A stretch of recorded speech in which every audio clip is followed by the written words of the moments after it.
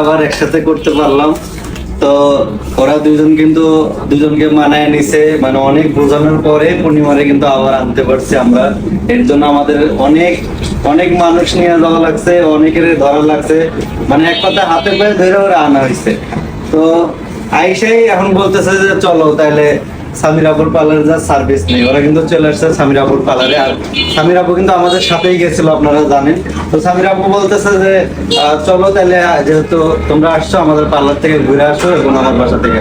আমরা কিন্তু এখন সামির আপুর পার্লারে আছি। আর সামির আপুর পার্লারের ফুল লোকেশনটা কিন্তু দিয়ে দিব। সামির আপুর পার্লারে কিন্তু লোকেশন চেঞ্জ হয়ে গেছে।